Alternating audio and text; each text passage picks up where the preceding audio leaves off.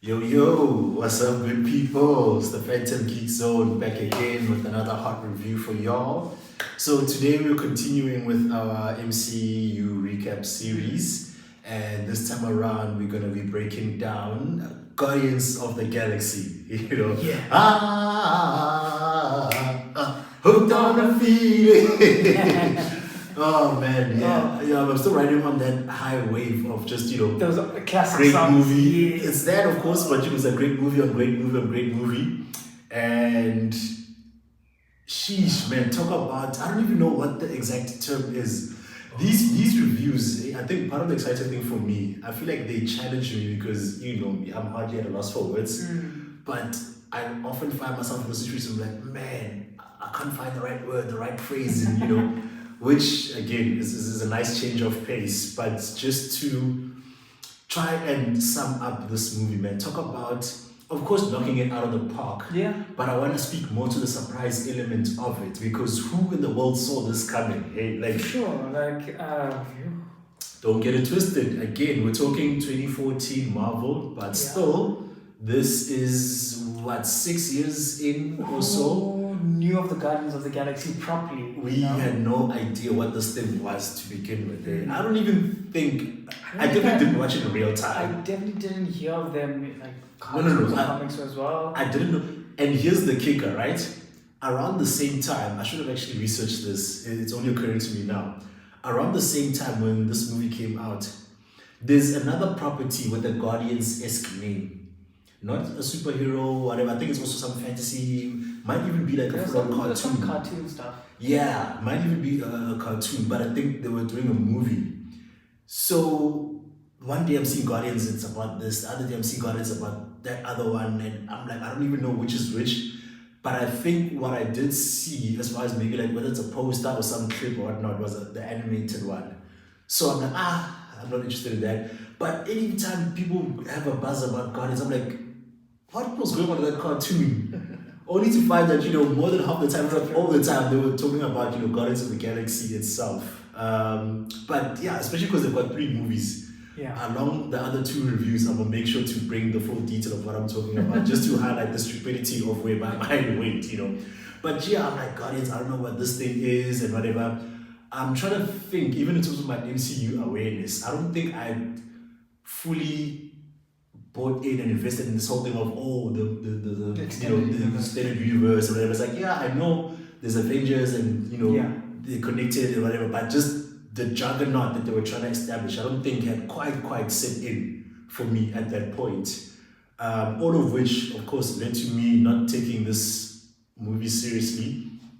I may have even waited a year or so to watch. Not even on some I'm pushing it, but just Yeah. on okay, now I think let me go and check it out. So I don't know for you if you watched it in real time, was it a little after, or do you even remember okay. I can't tell you if I watched it Alright. real time or not. I mean, what, now 11 years ago now? Fair enough, but one thing I can tell you is, despite not knowing a single thing about the name, even the characters as they're going through, there wasn't a point where I'm like, oh, is this person? Yeah. I knew nothing about no one, dog. Thanos, even like all of these people, for me, they were just, Characters. another random character. But by the end, You bought fully man. sold, eh? Oh, Fully sold. man, I was like, what the hell? And here's the kicker, right? Oh, I almost said I didn't know Chris Pratt. I did. It was the second movie I saw him in. Okay. The first was Wanted. He played the fat best friend to Yes. Wesley. And I think he would have Parks. He was in Parks, but I had not seen Parks. Oh, okay. Yeah, I had not seen Parks and And that's Recreation. the thing, he was always the fat one. Yeah, that side Even character. The and fat all one. that, So in and- Wanted is the fat best friend. Yes. Oh. And Parks is also the fat ex-boyfriend. My mistake. Third movie I saw him in because I had already seen movie 33 by this time. I don't know if you ever watched movie 43. 43. Yes. Yeah. Because I watched it in 2013. 43, eh? He is in one of this. Yeah. Go watch it if you haven't. That's ridiculous. Yes, it's ridiculous, but in the best way possible. So yeah, your personal history as far as Chris Pratt at the time. Had you? No. I'm guessing you'd seen Wanted. It came out in Yeah, I'd 08. seen Wanted, but I couldn't really remember him. Okay. And then I hadn't seen Parks yet. So basically, fresh slate for me. Okay. Yeah, so it was like a new name to me. I had heard of Zoe Saldana at the time. Yes, Zoe definitely. And then Batista, I knew from Oh wrestling. yes, actually, yeah. And Okay, then, now when you like delve deeper, Yeah. like, oh yes, there were more people. Of course, there's Bradley Cooper, the voice of but Rocket. everyone knows Ryu, Bradley Cooper, Hangover. and then Vince Diesel is good. Vin But Diesel is good. those last two were interesting, Vin Diesel and Bradley Cooper, because I didn't know Vin Diesel voiced Groot, Yeah. and I didn't know Bradley Cooper He voiced. sounds so different. Exactly. Which, again, fine, forget getting ahead of ourselves, we're here.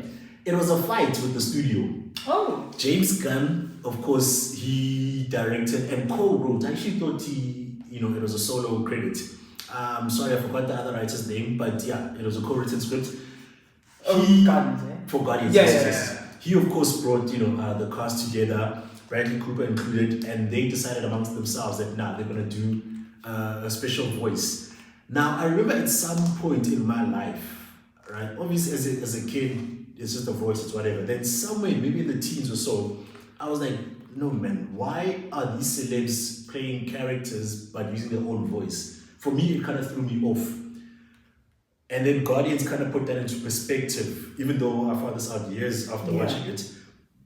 The studio was unhappy about that because for them, they're like, if we are hiring Bradley Cooper, we want Bradley Cooper's voice, as in his actual, natural, and recognizable voice.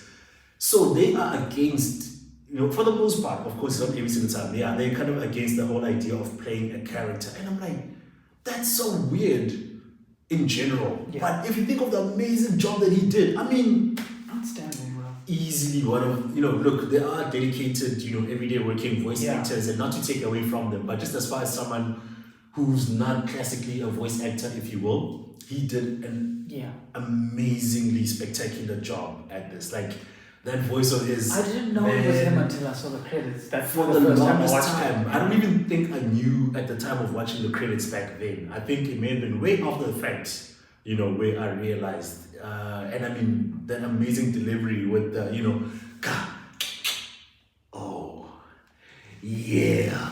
Like, oh, man, amazing job. So if you can't tell by now, I mean, the excitement levels I had all-time high. watching this, even now with reviewing this, insanely out there, What an amazing group of characters that James Gunn put together. But at the same time, because remember, I can't recall when he first hopped onto the scene, but this is the movie that put James Gunn on a whole other level. It made him a household name as a director, And so even for him, the brilliance is just unfathomable.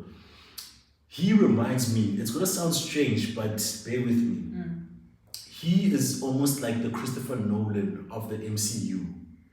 In the sense that, arguably the Russos as well, but in the sense that a lot of the other directors would complain about, how Marvel mistreated them and what they forced them to do and whatever. But if you look at the movies that these guys have put out, they're so out there in terms of the normal Marvel formula that you ask yourself, or at least I ask myself, like, how in the world did they get away with doing their own thing? Like, these are literally auteur movies, even within the MCU umbrella, whereas everything else kind of has to fit their formula and whatever. But these guys find such a brilliant way of bringing their own flavor into it, And this is, of course, our introduction to James Gunn as well.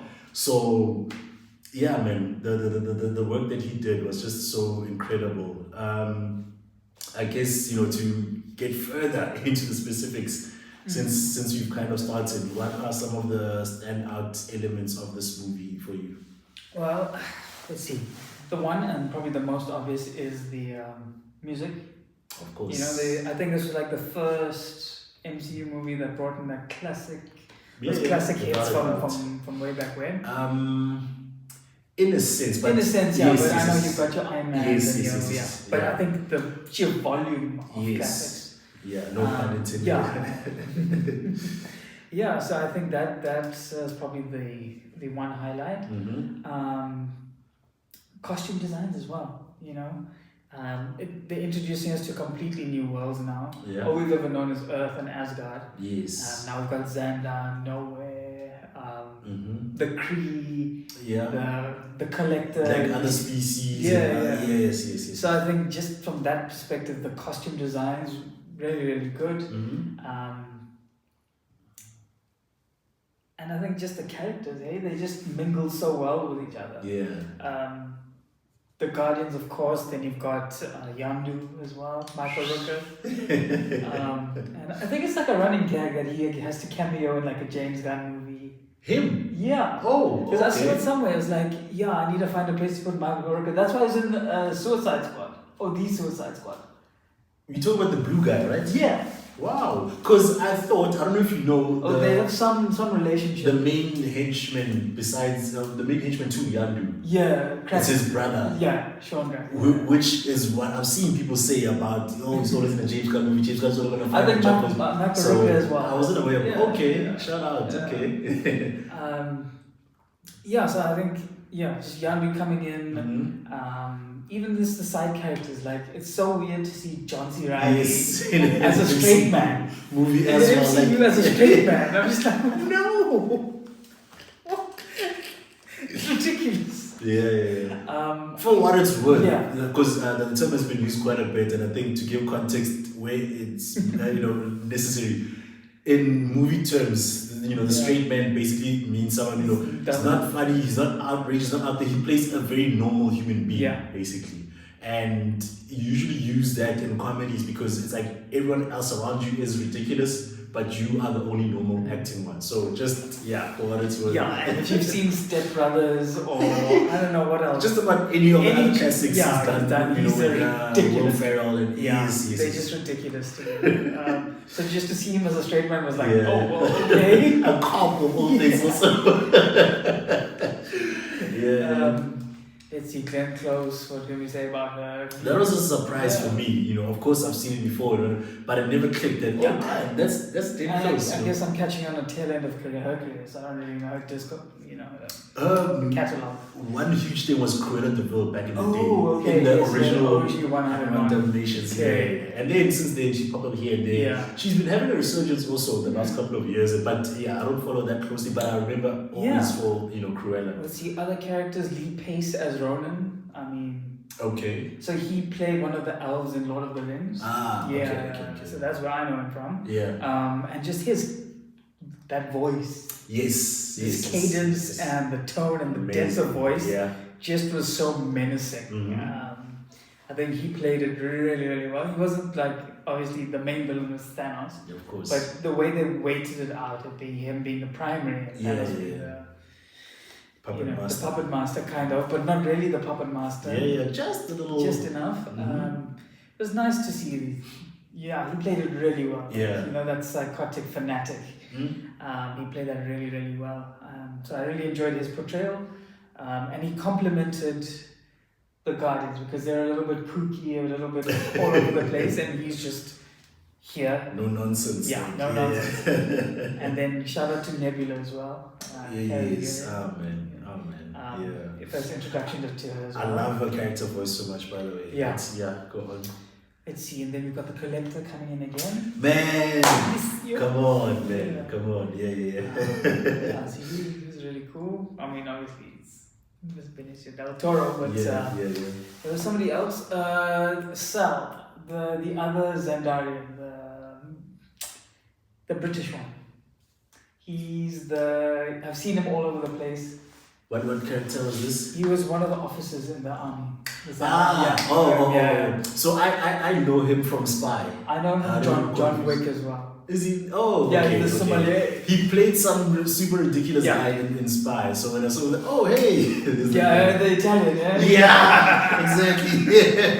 Italian/English/ maybe not. Yeah. So it's nice to see those guys just get a little bit of their shine. Yes. So I guess those are characters. In terms of characters, we obviously talked about Rocket.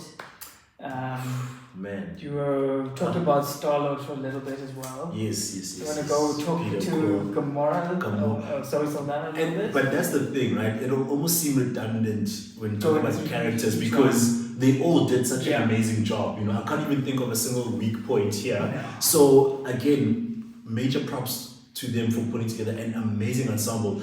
It's easy to only think of the Guardians as the ensemble. But as we're running through everyone, I'm like, no man, even the side characters and even the people around them, they made such an impact. And look, Marvel had already, of course, established this whole thing of, putting what's this high caliber actors into their Yeah. world. But I feel like, is this not the first time it's been That- done to this scale? Especially in terms of How many of them? the hierarchy, not even just the number, but like, you know, you're talking like characters that are 3-4 times removed, but you still Yeah. have some high caliber people in. Yeah, there's a lot of stars. This is where it stood out. I'm not saying it's the first time, but Yeah. I'm just saying, yeah, damn. Shout out to Yeah. them for that. They were very well placed, you know, well Yeah. utilized as well. Yeah, so character-wise, I think they all did really well. I Mhm. mean, props to Vin Diesel.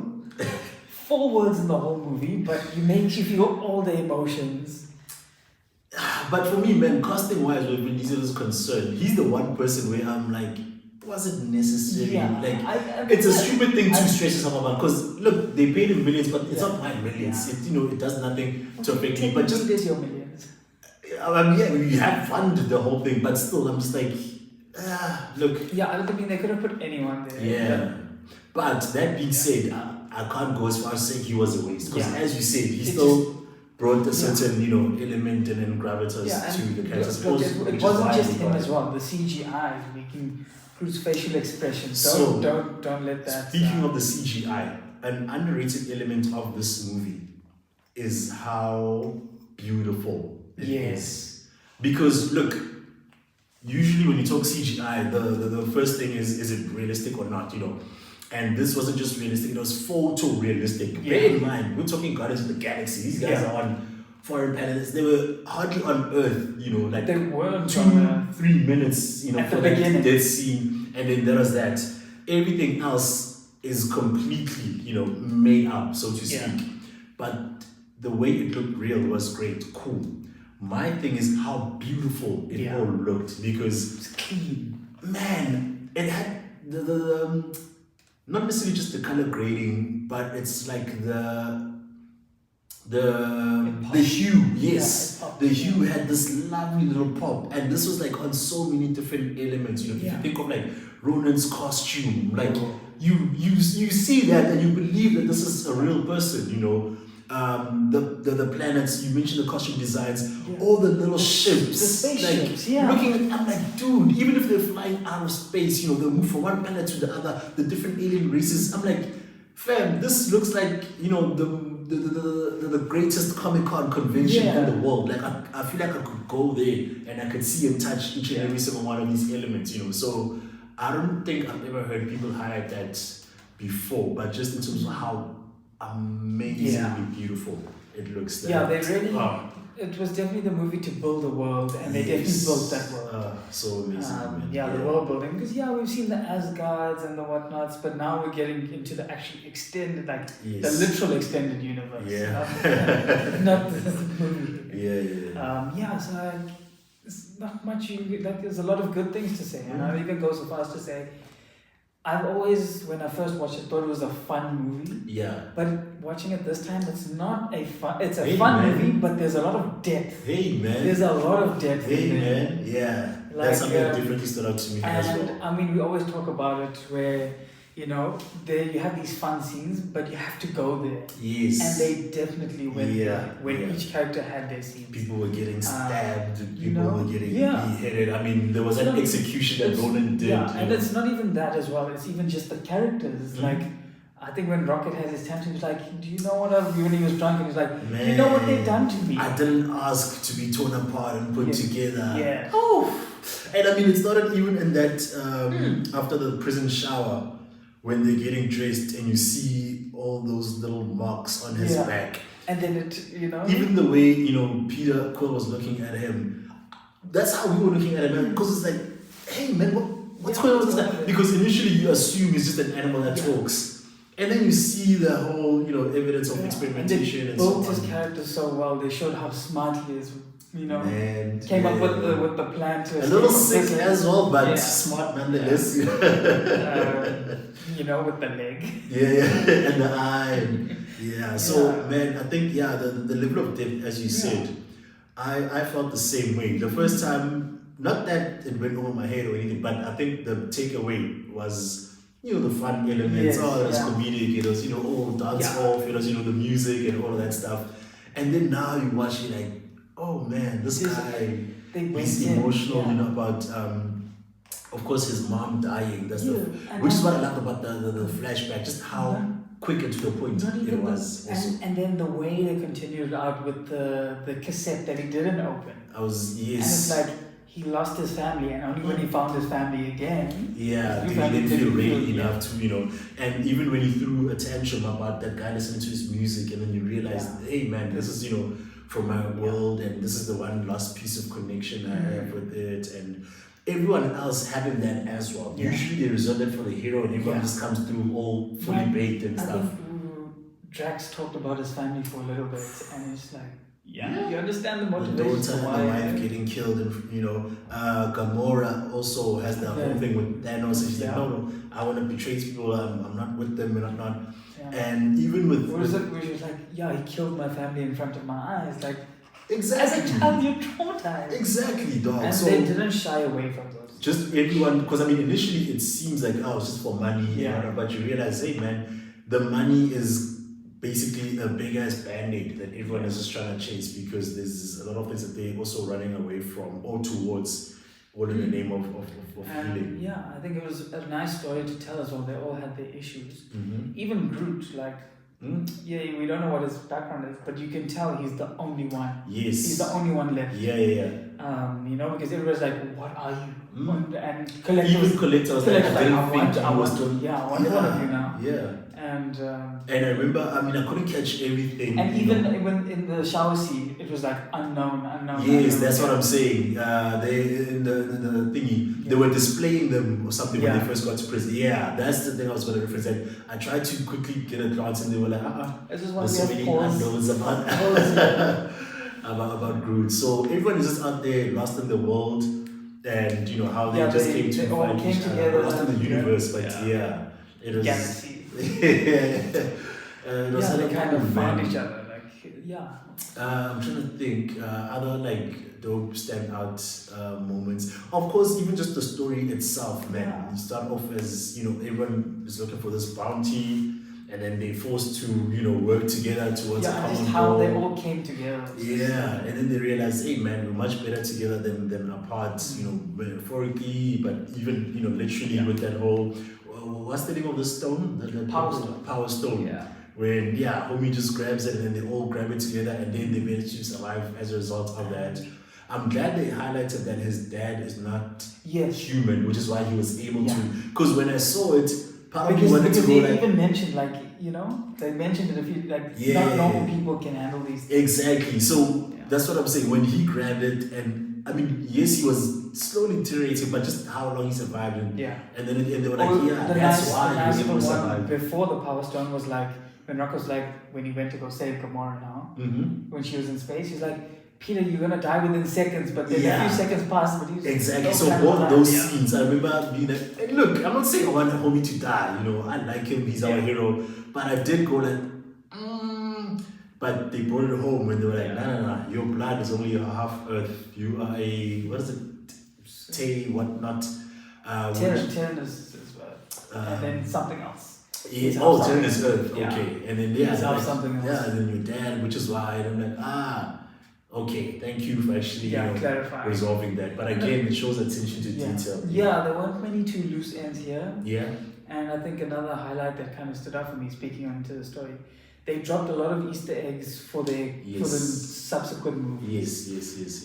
So I think, I don't know about you, but this is kind of like the first way we got to see Thanos properly. It's the first one I can remember seeing him on his throne. Yeah, I'd say his full get up. Yes, because before it was that little glance and that little that thing always kills me whenever I see it, that little side profile. But you are correct. Because I tried to think, I was like, is this the first time? I was like, and it's so straight. It was kind of he's just the norm in the galaxy, but in Earth he's new. Just typed in. He's new into the game. And I suppose, this is as good a time as any to drop a couple fun facts. Starting with Thanos, since we're here. Josh Brolin was cast only in Infinity War. Oh, wow. But his voice sounded very similar here. They retroactively dubbed him for the previous appearances. I'm Oh. trying to think if not Infinity War, was it a previous? But I think it was Infinity War. Yeah. But yeah, because before then, even the character design actually evolves over time. Yeah, another color scheme kind of There was changed.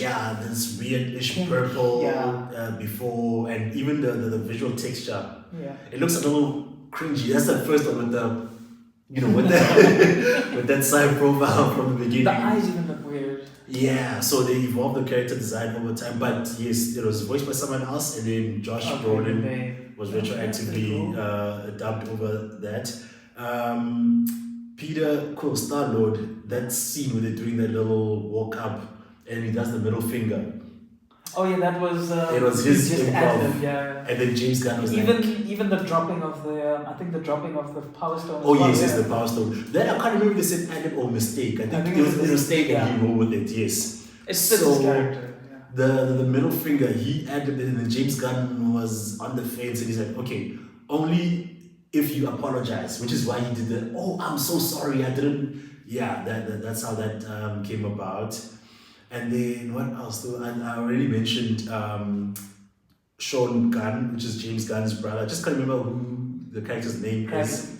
Kraglin. Yeah. Yeah. So that's who he plays. He's the brother to the co-writer and director of this movie. He also was like the stunt double sort of Rocket. Oh. Because for motion capture you need a human, and then they use it for reference and stuff. So yeah, even at the end. That's this little photo that will float around the behind the scenes thingy online. Oh, when they have the little when Drax is patting thingy's head, Rocket's head at the end to comfort him. He's patting Sean Gunn's head. So they show me that little purple joint that he's wearing. And then at least top of mind, those are the ones I have. No. Howard the Duck I think was later. With the collector, as they showed the different thing. I know they showed the dog. Howard the Duck was an end credit scene. But didn't they glance past as well? They glanced past. But that was the one of the past Avengers. Cosmo, the dog. The dog I saw. Yeah, the dog is Cosmo. They didn't. Then Howard, I think the Avengers is one of the Infinity War. No, it's this one. It's the end credit scene. The end credit scene they do show. Oh, okay. Yeah. He's talking to Collector. Like I only saw the. I think it's Will Arnett, right? No. I can't recall. Yeah, he's voiced by somebody. Yeah, I saw the initial one. Yeah. This that end one, but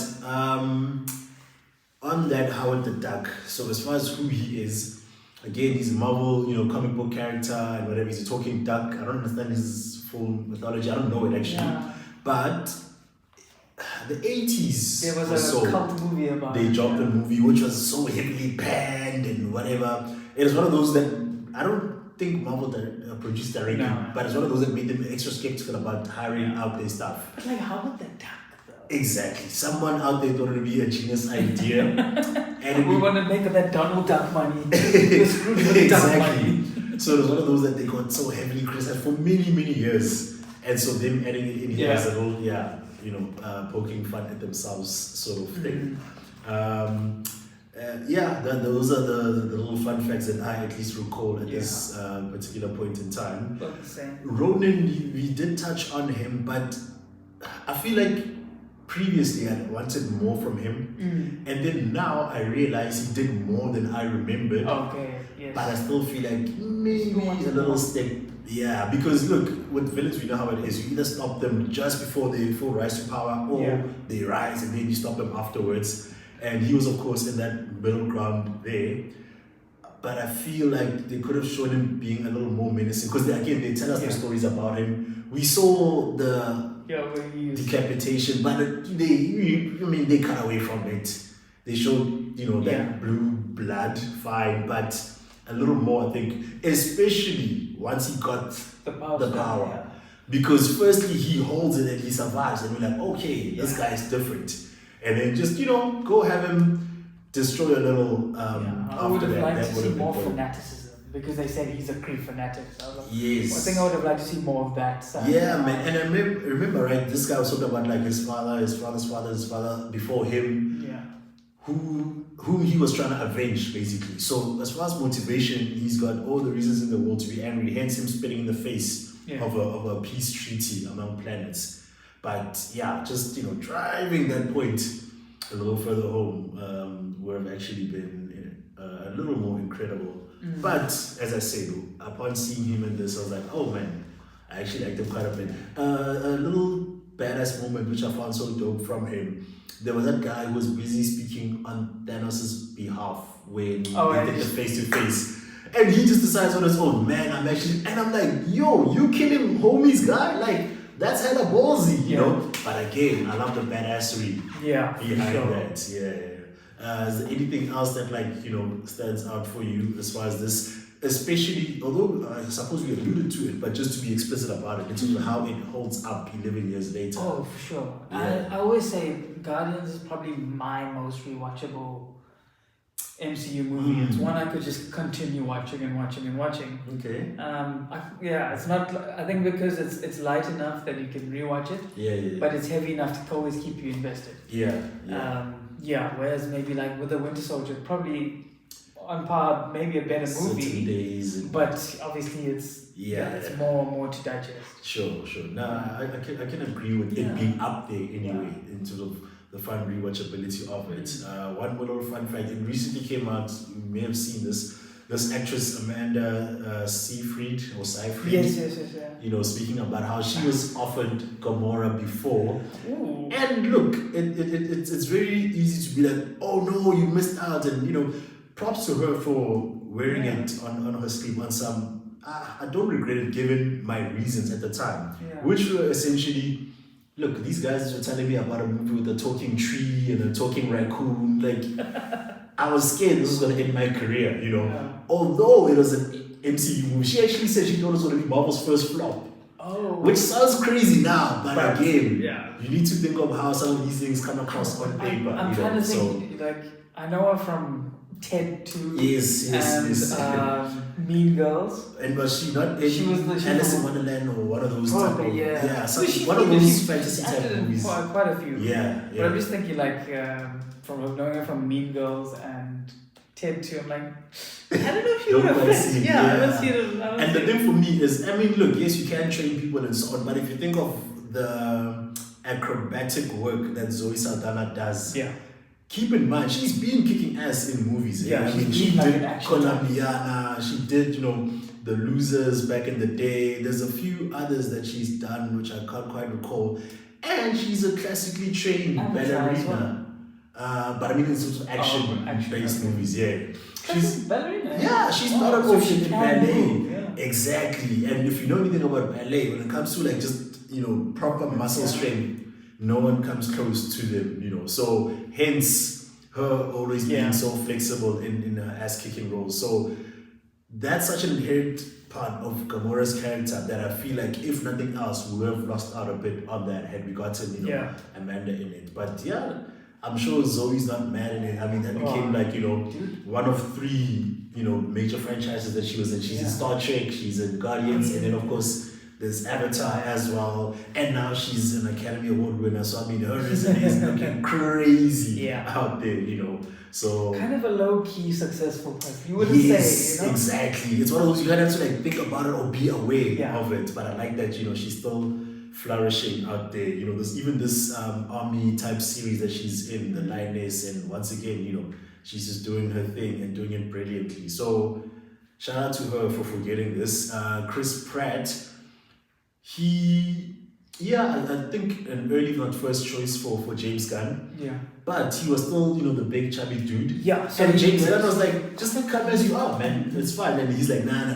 I'm working out. If I'm gonna play a superhero, and then you have that scene where he's just standing there like, damn son, But upon rewatching it, because it's probably the first time I rewatched Guardians after learning about that whole thing where he wasn't really required to, buff up. I'm like, oh yeah, it makes sense, because if you consider the character as well, he's not a fighter per se. Even how he fights, he's got his gadgets. He's a smart fighter, but not the most skilled fighter. So I was like, I can see how that would have been required, and I suppose it would have added into the comedy element. But again, man, if you're funny, you're funny, fact or not. So definitely big shout out to Chris Pratt. And it's also one of the craziest 180 turns, man. in as much as he's a Oh, kind of body sort of career, transformation. but even in terms of like the types of roles he went on to play. He's an action star now. Exactly, but start off as a goofy, Yeah. comedy actor sort of dude. So I'm like, man, nah, man, major props. Seth Rogen has that already taken. Okay, give it to him. Yeah, but he's now in his mature phase also. So Yeah. Chris Pratt is still Producing half everything. holding it down for the goofy guys, somewhat, I guess. Yeah.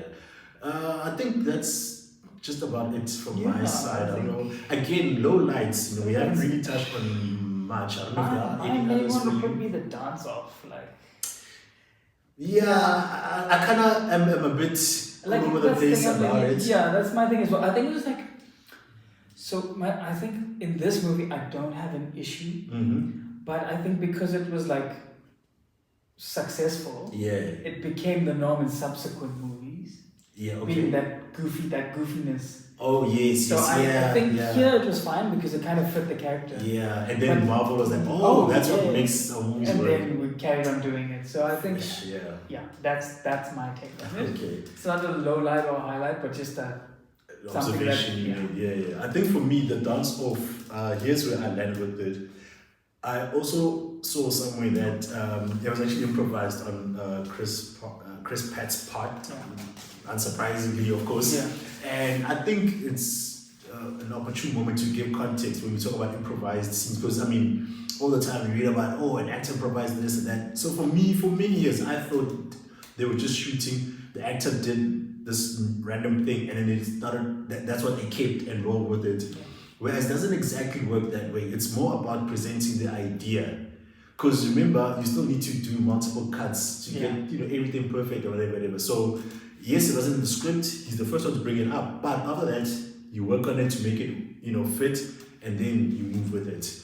But anyway, that being said, I saw Chris Pratt then improvised the whole dancing thing, and then when I watched it at first, I'm like, it's a little out of place, but for me, they brought it back when he's like, I'm just trying to distract you, you big dummy. Yeah. And then they hit him, and I'm like, okay, he's a goofy dude, he's doing something goofy to distract him. Especially because he did a dance off. If others had actually joined, then I would have been like, no, man.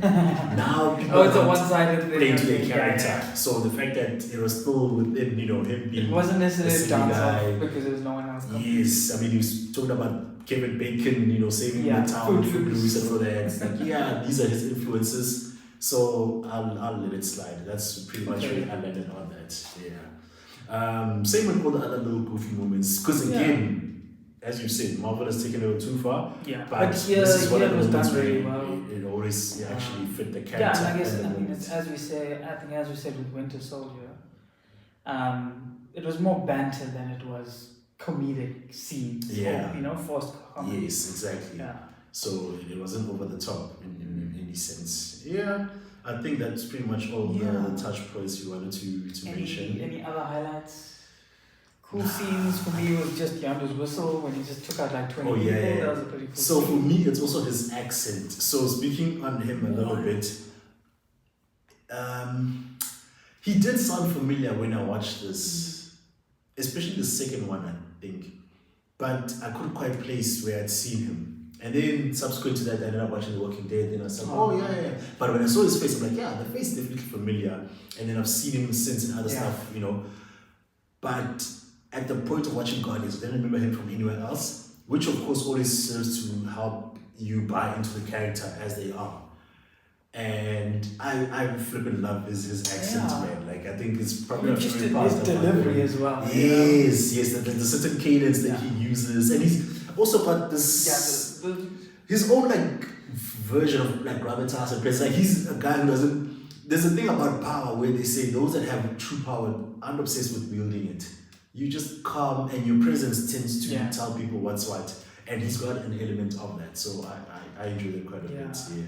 And I think that was something, I like how they kind of built up to it, because the whole time he's always like, and people are just you see to look at it, and you're like, and then it just goes bah, bah, bah, bah, bah, through everyone like it's nothing. even through his shit. Yes, and I guess even that little scene there where they were breaking into the ship, and how they had to fight with everyone, and everyone had their little shining moment. Yeah. Groot did that whole thing of piercing everyone and smashing them around. Groot had moments. Yeah, eh? you had, yeah, man. So Even- many people just came through there. Even Groot when he did the fireflies. well. And yeah, That's pretty cool. That's why we speak to the visual, like that visual of the fireflies, or I don't know what they call it, but those illuminating. Yeah, they look flowers. like embers, but Yeah. of course they were. It was Yeah, beautiful, beautiful, beautiful.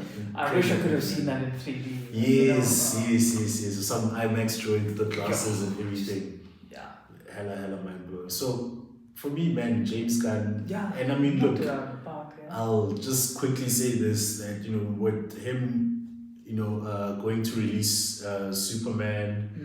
I don't even remember now if Superman is gonna drop, before or after this review goes live. But in either case, just before the movie Superman came out, everyone was all panicky. All of a sudden, like, "Oh, Superman gonna do? Is James Gunn gonna do a good job?" I'm like, have we forgotten what he did with Guardians of the Galaxy?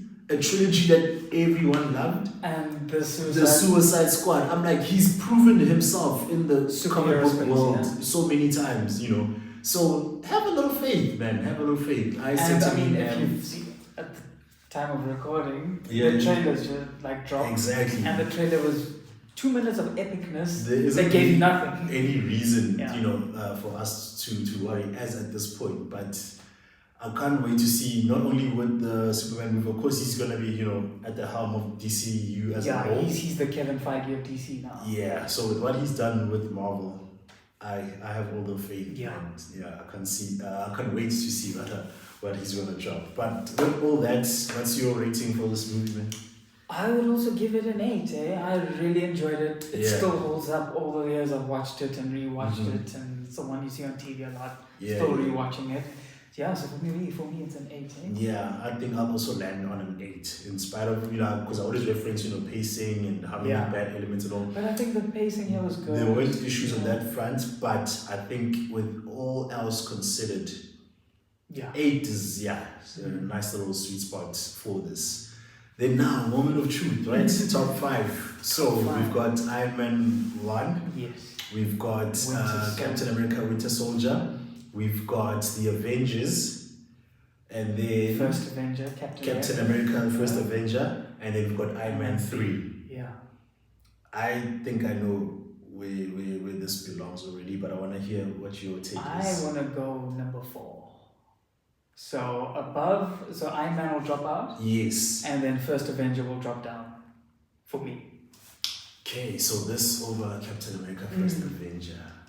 Oof, that's an interesting one. Yeah. Generally, I knew that Iron Man 3 is not going to stand a chance. Yeah. Definitely, agree on that. But in terms of between the two, let me think. Man.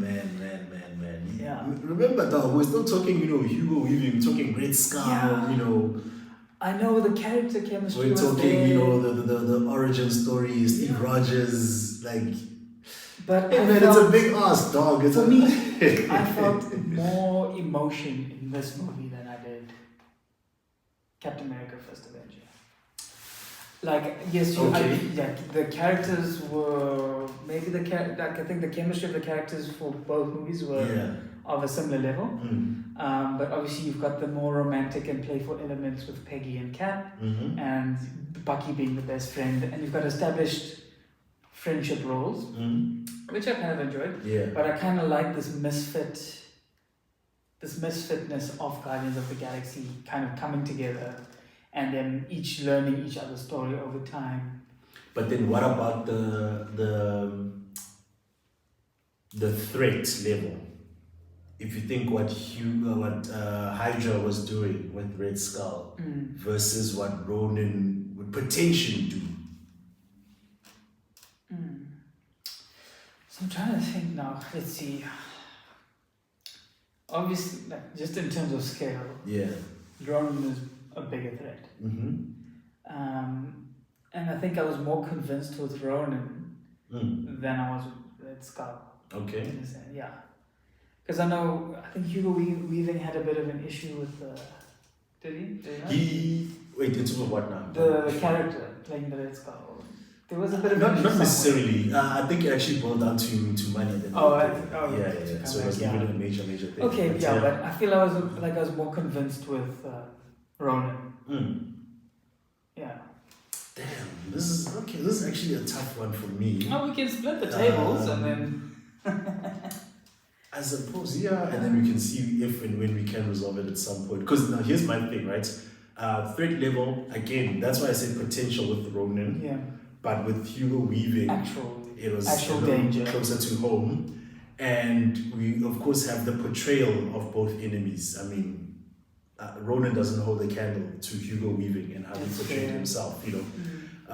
There is, to a smaller scale, yes, the whole band of misfits, you know, Captain America and the team that he got, but it wasn't the focus of the movie, unlike with Guardians. Guardians is on a larger scale, it's spectacularly looking and I think I even did say in our Captain America review, but because I know it's a sentiment I've always had, that there's just something a little off about the CGI, like the tint of it, and you know. So whereas here you can't fault it as much. It's damn near perfect, you know. So it's like they all have the own they points. Where this one is weak, the other one is strong over there, and so on. We could say both fourth. Go for and then leave it at that. Okay, but I do want it to resolve at some point. Like, we can't keep copying out. This is you threw a spanner at me, dog. I wasn't ready to catch it. You always say, like, we always agree that this one. Major props. You know, we'll take some time. You know, see how we can figure it out. But that's a good one. Without a doubt, that's a good one. Cool. I think. So just to ratify, it's. Iron Man, Winter Soldier, Avengers, and then at the moment we've got Guardians of the Galaxy and Captain America First Avenger. Yeah. Kind of on a similar level. But that's all we're gonna have in our top 5 then. Cool. Then I think that's as good a spot as any to call it a day. Again, shout out, you know, for sticking around this long. Drop us that like, drop us that subscribe. Hit us with a comment. Follow us on Instagram at the Phantom Geek Zone. Catch you at the next review. Peace. Cheers.